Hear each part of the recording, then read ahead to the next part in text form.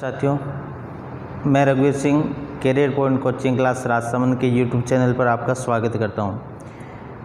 पिछले वीडियो में हमने मनोविज्ञान साइकोलॉजी के थर्ड यूनिट के एक पार्ट पढ़ा था, बुद्धि का क्या अर्थ होता है, बुद्धि की परिभाषाएँ किन मनोवैज्ञानिकों ने दी है, बुद्धि की कौन कौन सी क्षमताएँ पाई जाती है, थ्रस्टन के अनुसार थ्रस्टन ने बुद्धि की कितनी क्षमताएँ बताई, ये सब हमने पढ़ा था। कुछ परिभाषाएं पढ़ी थी, बुद्धि समायोजन की योग्यता है, बुद्धि अमूर्त विचारों का चिंतन है, ये सारी चीज़ें सीखने की योग्यताएं हैं। आपको याद होगी निसेर ने क्या परिभाषा दी थी बुद्धि की, कमेंट बॉक्स में बताना। निसेर एंड उसके सहयोगी ने रॉबिन्सन ने क्या परिभाषा दी बुद्धि की। आज ये दूसरा वीडियो बुद्धि का जो यूनिट है उसका दूसरा वीडियो, जिसमें अपन पढ़ेंगे बुद्धि के प्रकार और उसकी विशेषताएं। बुद्धि कितने प्रकार की होती है और बुद्धि की क्या विशेषताएं होती है। चलिए देखो, बुद्धि के प्रकार की अगर अपन बात करें, बुद्धि कितने प्रकार की होती है, तो दो मनोवैज्ञानिकों के नाम आपको याद रखने हैं। बुद्धि के प्रकार में दो मनोवैज्ञानिकों के नाम याद रखने हैं आपको। एक थॉर्नडाइक के अनुसार और एक मनोवैज्ञानिक था गेरेट के अनुसार बुद्धि कितने प्रकार की होती है। थॉर्नडाइक के अनुसार कितने प्रकार के थे। थॉर्नडाइक ने बुद्धि के 3 प्रकार बताए थे, यांत्रिक बुद्धि, अमूर्त बुद्धि और तीसरा सामाजिक बुद्धि। गेरेट ने भी 3 प्रकार बताए, मूर्त बुद्धि, अमूर्त बुद्धि और सामाजिक बुद्धि। थॉर्नडाइक की प्रसिद्ध पुस्तक कौन सी है, मुझे कमेंट बॉक्स में आप बताएं थॉर्नडाइक की प्रसिद्ध पुस्तक।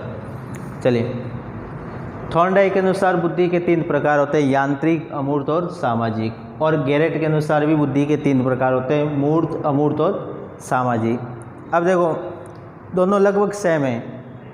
यांत्रिक जो बुद्धि होती है इसको अपन मूर्त बुद्धि भी कह सकते हैं, जो गेरेट ने बताई थी। मूर्त का होता है जो अपन हमारे सामने स्पष्ट हो, दिखाई देता हो। जैसे मेरे हाथ में मोबाइल है या पेन है, मैं आपसे पूछूं कि ये क्या है, तो आप स्पष्ट रूप से देख सकते हो कि मेरे हाथ में मार्कर है या पेन है। तो ये आप कौन सी बुद्धि का प्रयोग कर रहे हैं, मूर्त बुद्धि का, जिसमें स्पष्ट रूप से दिखाई देते हो। या हम जो हमारी जो ज्ञानेंद्रियाँ हैं 5, उसके द्वारा कोई चीज़ का अनुभव करते हैं, देखते हैं और उसको काम को करते हैं, वो मूर्त बुद्धि। और ये बड़े रूप में पाई जाती है ना, इसलिए इसको स्थूल बुद्धि भी कह सकते हैं। मूर्त, स्थूल, यांत्रिक तीनों एक ही चीज़ है। तो गेरेट की जो मूर्त बुद्धि है वही थॉर्नडाइक की कौन सी बुद्धि है, यांत्रिक, जिसका संबंध यंत्रों से होता है। आगे बढ़ पढ़ेंगे इसके बारे में। अमूर्त बुद्धि जो दिखाई नहीं देती हो या जो बहुत कम होती है ना, सूक्ष्म जिसको बोलते हैं। स्थूल यानी बड़ा, सूक्ष्म यानी छोटा, सूक्ष्म बुद्धि भी बोल सकते हैं इसको।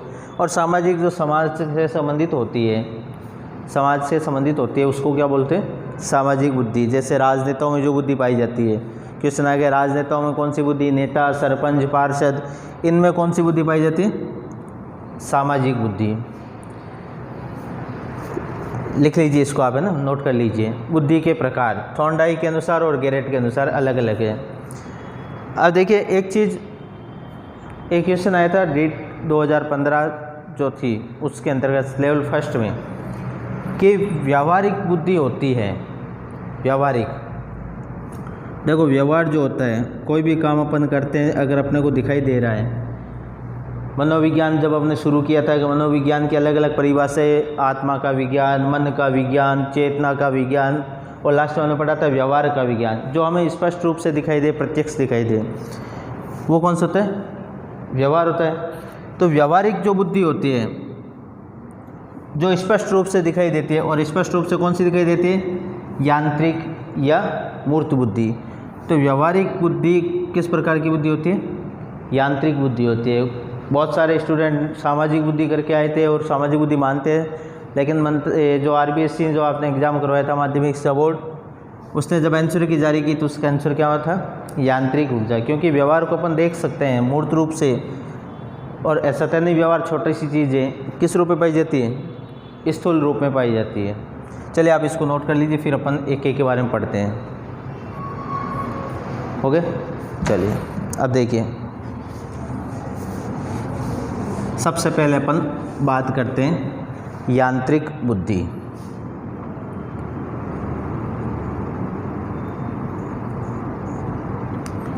जिस बुद्धि का संबंध यंत्रों से हो, यंत्र या इसको आप और क्या बोल सकते हो, मशीनी उपकरण। जिस बुद्धि का संबंध यंत्र या मशीनी उपकरण से हो, या जो लोग इन चीज़ों का उपयोग करके अपनी बुद्धि का परिचय देते हैं, उनमें कौन सी बुद्धि पाई जाती है? यांत्रिक बुद्धि पाई जाती है। या जिसको अपन कहते हैं कि व्यक्ति ठोस वस्तु को देख करके या उस वस्तु का कौन सा रूप देख करके, मूर्त रूप देख करके उसके महत्व को समझता है, उसके महत्व को समझता है और उसके महत्व को समझता है और अलग अलग परिस्थिति में, ये देखो आपके वहाँ कोटेशन ऐसे ही आएंगे, अलग अलग परिस्थिति में उसका उपयोग करता है, अलग अलग परिस्थिति में उसका उपयोग करता है। तो वो बुद्धि कौन सी होती है? कौन सी होती है? यांत्रिक बुद्धि। जैसे उदाहरण के लिए अगर अपन बात करें, देखो बहुत ही बड़ा उदाहरण है, इम्पोर्टेंट चीज़ है, व्यापारी। व्यवसायी जो लोग होते हैं, व्यापारी जो होते हैं, उनमें कौन सी बुद्धि पाई जाती है? व्यापारी लोगों में कौन सी बुद्धि पाई जाती है? यांत्रिक। अब पूछते हैं सर यांत्रिक ऊर्जा कैसे? व्यापारी कोई भी वस्तु को, कोई भी चीज़ को स्पष्ट रूप से देखते हैं और उसका क्या समझते हैं? महत्व को समझते हैं, स्पष्ट रूप से देखते हैं। जैसे आप मक्का, गेहूँ जो चीज़ लेके आए, उसको देखा उन्होंने, बाजरा है उसको देखा और उसका महत्व समझा कि इस चीज़ का क्या महत्व हो सकता है, मैं कितने में इसको खरीदूँ और इसको कितने में बेचूँ ताकि मेरे को प्रॉफिट हो। तो उसको फिर वो क्या करते हैं, उसको अलग अलग परिस्थितियों में उपयोग करना जानता है। अब कारीगर है, मिस्त्री जो होते हैं, कारीगर कह सकते हो, या इंजीनियर जो होते हैं, पुल वगैरह बनाते हैं, उनमें कौन सी बुद्धि पाई जाती है कि मैं इस मशीन का उपयोग किस तरह से कर सकता हूँ, जैसे है ना। उनमें वास्तुकार हैं, डॉक्टर जो होता है, चिकित्सक, वो स्पष्ट रूप से देख सकते हैं आपको, भाई उसने आपको, डॉक्टर को कोई ऑपरेशन करना है तो वो आपको देख सकते हैं स्पष्ट रूप से। स्पष्ट रूप से जो देखी जाती है वो कौन सी होती है? मूर्त रूप से जो देखी जाती है वो कौन सी होती है? यांत्रिक। फिर वो अपने यंत्र जो औजार होते हैं उसका उपयोग करते हुए उसका परिचय देता है या अपनी बुद्धि का उपयोग करते हैं। तो उनमें कौन सी बुद्धि पाई जाती है? यांत्रिक। व्यापारी को अंडरलाइन करें, व्यापारी व्यवसाय में कौन सी बुद्धि पाई जाती है? बहुत ही महत्वपूर्ण इंपॉर्टेंट क्वेश्चन है। देखिए रीट के एग्ज़ाम के अंदर विशेष तौर पे जो सवाल पूछे जाते हैं, घुमा फिरा करके पूछे जाते हैं, आपको उलझाया जाता है परीक्षा के अंदर कि इसको कैसे सॉल्व किया जाए। नेक्स्ट चलते हैं, अमूर्त बुद्धि, सूक्ष्म बुद्धि जो होती है, अमूर्त बुद्धि, ये कौन सी होती है सब? जो बुद्धि तर्क वितर्क पर आधारित होती हो। किस पर आधारित हो? तर्क वितर्क पर या चिंतन पर, जिसमें उच्च चिंतन किया जाता है, बड़ा चिंतन किया जाता है, तर्क वितर्क पर आधारित होती है। तो और जो अपने वैज्ञानिक ढंग से उसको प्रस्तुत कर सकती है कोई चीज़ को प्रत्यक्ष रूप से, तो उनमें कौन सी बुद्धि पाई जाती है? अमूर्त बुद्धि पाई जाती है। संकेतों के द्वारा चिंतन होता है, या संकेत होते हैं या सिंबल्स होते हैं, उनका उचित तरीके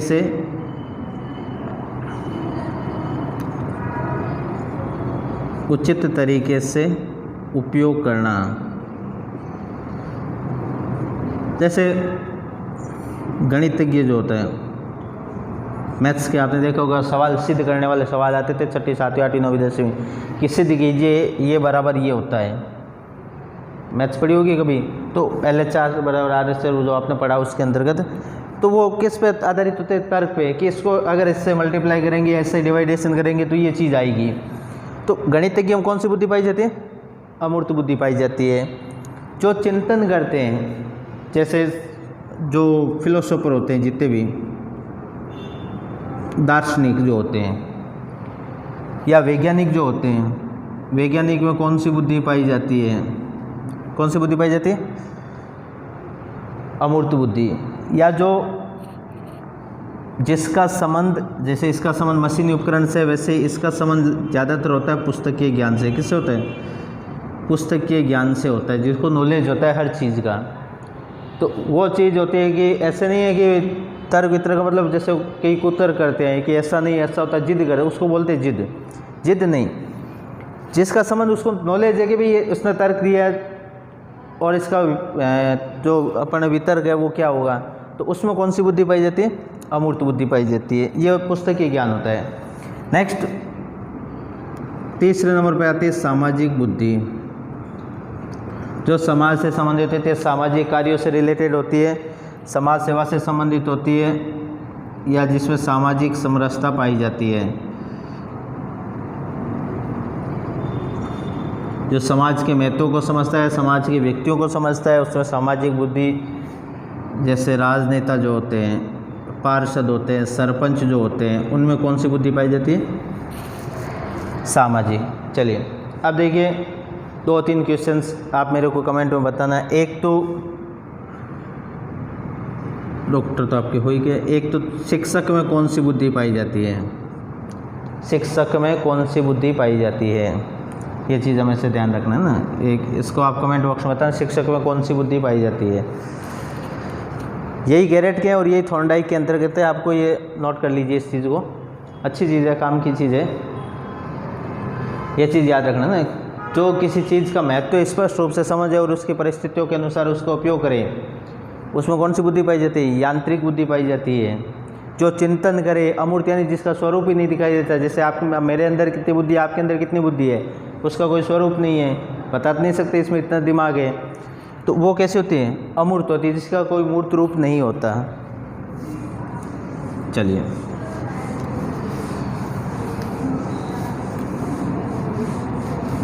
देखिए, आप लोग अच्छी मेहनत कर रहे हैं और आगे भी करिए, इस मेहनत को जारी रखिए। जब भी रीट का एग्ज़ाम होगा, जब भी भर्ती आएगी, एग्ज़ाम्स होगा, तो ये छोटी छोटी चीज़ें अगर आप अभी से क्लियर करोगे तब जा कर के आपका सिलेक्शन सुनिश्चित होता है। अब देखिए विशेषताओं की बात करें। बुद्धि क्या विशेषता होती है बुद्धि की? एक तो बुद्धि होती है, वो कैसी होती है? फर्स्ट, जन्मजात और प्राकृतिक दोनों होती है। बुद्धि कैसी होती है? जन्मजात भी होती है, जन्म के समय दिमाग होता है थोड़ा बहुत तो सबके अंदर, जन्मजात होती है, और प्राकृतिक होती है। कैसी होती है? अर्जित या प्राकृतिक जिसको बोलते हैं। दूसरी, बुद्धि के अंदर कई प्रकार की योग्यताएं होती हैं, योग्यताओं का संगठन है। योग्यताओं का क्या है? संगठन है। जैसे हमने पढ़ा, अलग अलग प्रकार की योग्यताएं पढ़ी थी, जैसे बुद्धि समायोजन की योग्यता है। कैसी योग्यता? बुद्धि समायोजन की योग्यता। किसने कहा? कमेंट बॉक्स में बताना। बुद्धि सीखने की योग्यता या अधिगम की योग्यता है, सीखने की योग्यता, ठीक है ना। जटिल समस्या की योग्यता या समस्या की योग्यता है बुद्धि।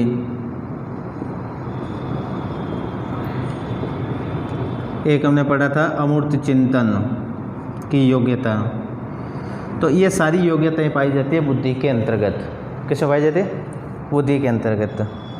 नेक्स्ट हमने पढ़ा था योग्यताओं का संगठन।